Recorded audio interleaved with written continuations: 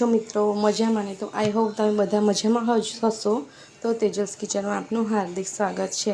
તો આજે આપણે મગ પુલાવ બનાવવાના છે। તો પુલાવ માટે મેં અહીં 1 કપ બાસમતી રાઈસ લીધા છે। તો તમે કોઈ પણ પ્રકારના ચોખા લઈ શકો છો અને પોણો કપ જેટલા એટલે કે 1/4 કપ જેટલા મગ લેવાના છે।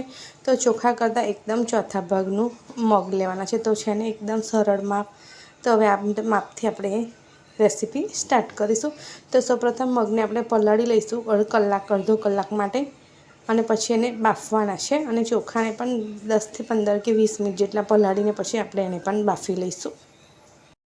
પુલાવ માટે અહીં આપણે સ્પેશિયલ એક ચટણી તૈયાર કરવાની છે। તો જેના માટે હું લસણ લઉં છું અને આવી રીતે મેં ગરમ પાણીમાં કાશ્મીરી લાલ મરચાં પલાળેલા છે। તો તે પણ આપણે તેમાં એડ કરીશું। તો પલાળેલા મરચાંવાળું પાણીનો યુઝ આપણે બિલકુલ પણ કરવાનો નથી કેમ કે તેમાં ઘણી સારી એવા પ્રમાણમાં તીખાશ રહેલી હોય છે। તો થોડું બ્લેક સોલ્ટ એડ કરીશું અને થોડું શેકેલું જીરું પાવડર એડ કરીશું। અને જો તમે તીખું ખાવાના શોખીન હોય તો તમે રેગ્યુલર તીખા મરચાંનો યુઝ પણ કરી શકો છો। તો હવે બધી જ વસ્તુને આપણે ગ્રાઇન્ડ કરીને એક પેસ્ટ રેડી કરી લઈશું। તો મગ પુલાવ બનાવવા માટે મેં એક પેનને ગરમ મૂકી દીધું છે અને તેમાં મેં 2 ચમચા મોટા 2 ચમચા ભરીને ઓઇલ એડ કર્યું છે। તો હવે આપણે એમાં જીરું એડ કરીશું। તો થોડું જીરું એડ કરીશું અને જીરું આપણું થોડું બ્રાઉન થાય એટલે આપણે તેમાં બટર પણ એડ કરી દઈશું સાથે।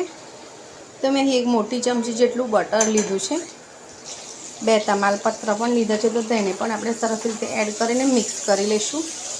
તો હવે આદુ લસણની પેસ્ટ એડ કરીશું અને એક જેટલું મરચું મેં કાપીને રાખ્યું છે। તો તેને પણ એડ કરી દઈશું અને સરસ શેકાઈ ગયું છે લસણ આદુ। તો હવે આપણે સબ્જી એડ કરીશું। તો સબ્જીમાં મેં અહીં ડુંગળી કેપ્સિકમ અને ટામેટું કાપ્યું છે। તમે ચાહો તો કોબીજનો પણ યુઝ કરી શકો છો। તો સૌથી પહેલાં આપણે ડુંગળી એડ કરીશું। તો ડુંગળી સરસ રીતે પાકી જાય પછી આપણે તેમાં ટામેટાં અને કેપ્સિકમ એડ કરીશું। તો ગેસની ફ્લેમ થોડી ફૂલ રાખીને આપણે શેકી લઈશું।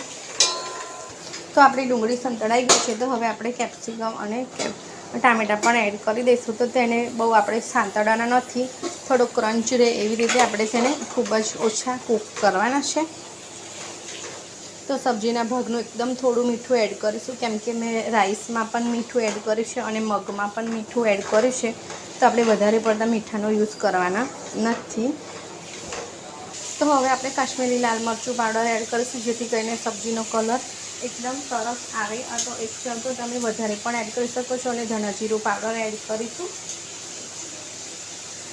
અને આપણે જે પેસ્ટ બનાવી હતી તો તે પેસ્ટ પણ એડ કરીશું। તો આ પેસ્ટ આપણે બનાવીને ફ્રીજમાં 2 થી 3 દિવસ માટે રહેવા પણ દઈ શકીએ છીએ, સ્ટોર પણ કરી શકીએ છીએ। તો બધા જ મસાલા આપણે સરસ રીતે મિક્સ કરીશું અને 2 થી 3 મિનિટ માટે સરસ રીતે સાંતળી લઈશું। તો જોઈ શકો છો આપણી સબ્જી એકદમ સરસ રીતે પાકી ગઈ છે અને સાઈડમાં તેલ પણ છૂટું પડવા માંડ્યું છે।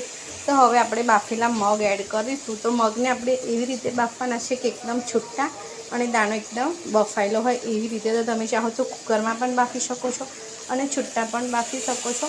તો આપણે હવે મગને એડ કરીને બધી જ વસ્તુઓ સરસ રીતે મિક્સ કરી લઈશું અને 2 ચમચી જેટલું પાણી એડ કરીશું જેથી કરીને બધો જ મસાલો સરસ રીતે એકરસ થઈ જાય। તો બધો જ મસાલો એકદમ સરસ રીતે મિક્સ થઈ ગયો છે। તો પાણી એટલે રેડવાનું 2 થી 3 ચમચી જેટલું કે જેથી કરીને આપણા રાઈસ એકદમ સરસ હળવા અને એકદમ સોફ્ટ રહે। તો હવે આપણે પાઉંભાજી મસાલો પણ એડ કરી લઈશું। તો તમે ચાહો તો ગરમ મસાલો પણ એડ કરી શકો છો અને રાઈસને મેં બાફીને મેં આવી રીતે તાસરામાં છૂટા કરી લીધા હતા। તો તેને પણ આપણે એડ કરી દઈશું। તો રાઈસ પણ એડ કરી દીધા છે, લીલા ધાણા પણ એડ કરી દીધા છે। તો હવે આપણે એકદમ હળવા હાથે રાઈસને હલાવવાનો છે જેથી કરીને આપણા રાઈસ બિલકુલ પણ તૂટે નહીં। તો આપણો રાઈસ એકદમ સરસ રેડ કલરનો અને એકદમ સરસ ટેમ્પટિંગ રેડી છે। તો સુપર ટેસ્ટી રાઈસ રેડી છે। તો આપણો સુપર ટેસ્ટી મગ પુલાવ એકદમ રેડી છે। તો એકદમ હેલ્ધી રેસીપી છે અને રોજ સમરમાં શું બનાવવું તો આવું કંઈ પણ વસ્તુ આપણે ઉપયોગ વિચારીને બનાવી શકીએ છીએ અને ઝટપટ બની જાય છે। જો ઓલરેડી પહેલેથી વિચાર્યું હોય તો ફટાફટ બનીને રેડી થઈ જાય છે. તો આ મગ પુલાવ તમે રાયતા સાથે, છાશ સાથે કે પાપડ સાથે કે એમ જ પણ ખાઈ શકો છો, તો પણ બહુ જ સરસ લાગે છે. તો તમને મારી રેસીપી સારી લાગી હોય તો લાઇક, શેર અને સબસ્ક્રાઈબ જરૂરથી કરજો. તો મળીશું ફરીથી એક આવી નવી યુનિક રેસીપી સાથે. Thank you.